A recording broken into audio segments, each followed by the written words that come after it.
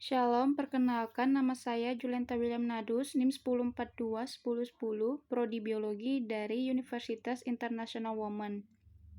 Di sini saya akan memaparkan tentang pengetahuan mistis. Adapun saya membuat ini untuk melengkapi mata kuliah saya, yaitu Filsafat Ilmu Pengetahuan. Di sini saya akan menjelaskan tentang pengetahuan mistis, yaitu ontologi mistis, epistemologi mistis, dan aksiologi mistis. Pengertian filsafat sendiri yaitu filsafat berasal dari bahasa Yunani, philosophia yang terdiri atas dua kata, philos atau cinta dan sophia atau hikmah, kebijaksanaan, pengetahuan, keterampilan, pengalaman praktis, dan inteligensi. Filsafat disebut juga sebagai mother of science atau induk dari segala ilmu pengetahuan. Dikatakan demikian karena filsafat sendiri memiliki arti segala ilmu pengetahuan yang dimiliki oleh manusia, di mana filsafat dibagi menjadi dua, yakni filsafat teoritis dan filsafat praktis. Pengetahuan sendiri dibagi menjadi tiga, yaitu pengetahuan filsafat, pengetahuan sains, dan pengetahuan mistis. Pengertian mistis.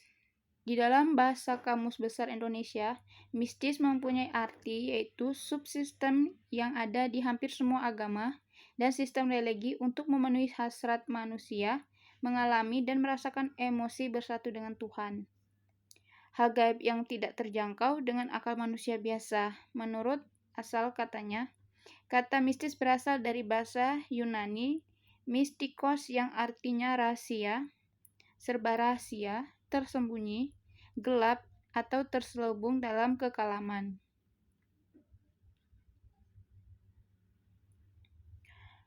Pengetahuan mistis. Langsung saja. Yang pertama, ini ada ontologi mistis, epistemologi mistis, dan aksiologi mistis. Yang pertama, kita jelaskan ontologi mistis. Yang hakikat pengetahuan mistis adalah pengetahuan yang tidak dapat dipahami secara rasio. Maksudnya, hubungan sebab akibat yang terjadi tidak dapat dipahami.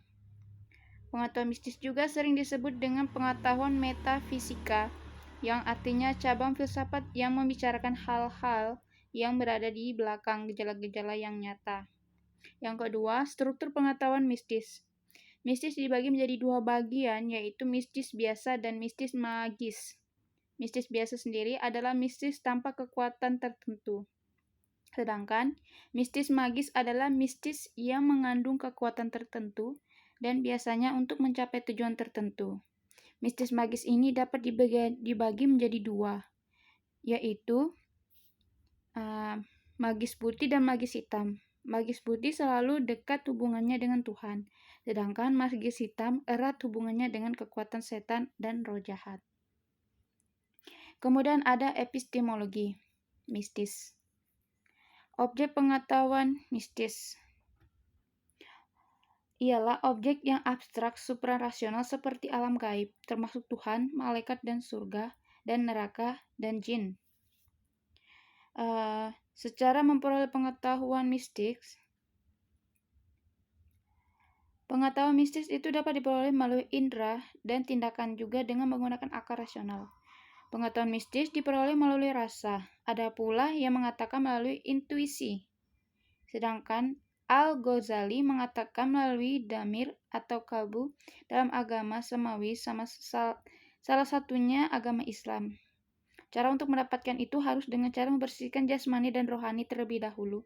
Agar unsur rohani bersih, maka harus menghilangkan nafsu jasmani, diantaranya nafsu jasmani dan paling dominan adalah nafsu kelamin dan nafsu perut. Yang ketiga ada ukuran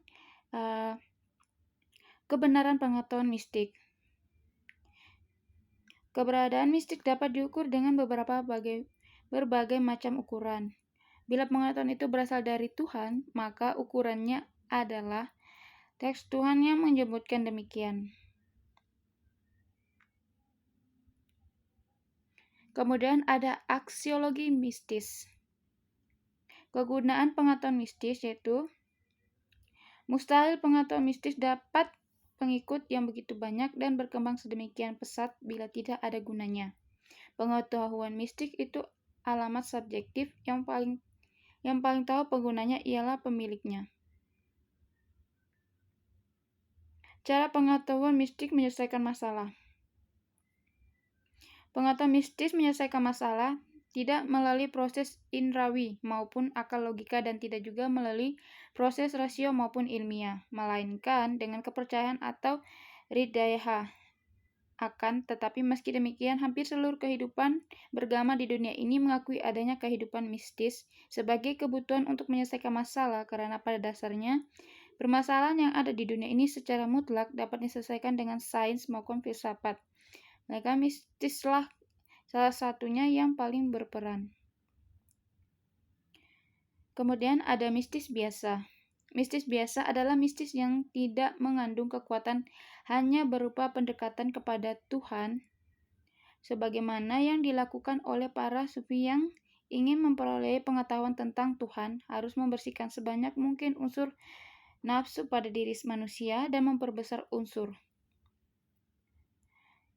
Sedangkan mistis magis adalah mistis yang mengandung kekuatan tertentu dan biasanya untuk mencapai tujuan tertentu. Mistis magis ini dapat dibagi menjadi dua, yaitu magis putih dan magis hitam.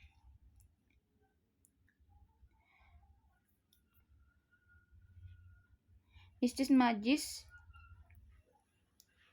yaitu contohnya mistis magis putih di dalam agama contohnya ialah mukjizat, ilmu hikmah, sedangkan mistis magis hitam yaitu santet dan sejenis yang menginduk ke sihir. Cara kerja mistis magis sendiri yaitu para ahli hikmah dengan mengkodeks telah menemukan bahwa di dalam agama ada muatan-muatan praktis untuk digunakan dalam menyelesaikan masalah. Mereka menyadari bahwa kekuatan Tuhan baik yang ada di dalam dirinya atau yang ada di firman-Nya dapat digunakan oleh manusia dengan memanfaatkan gambaran Tuhan yang Maha Kuasa dalam segala ayat yang digunakan untuk mengunggah Tuhan memenuhi janjinya. Cara kerja mistis hitam itu sebagaimana yang telah dikatakan oleh Ibn Khaldun, yaitu seorang tukang sihir menggambarkan calon korbannya dalam bentuk tertentu. Kemudian ia merencanakan calon korbannya mengadopsi baik dalam bentuk atribut maupun simbol.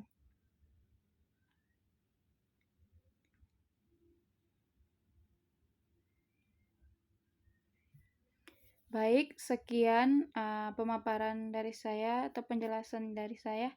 Jika ada kekurangan dan salah kata mohon dimaafkan. Terima kasih.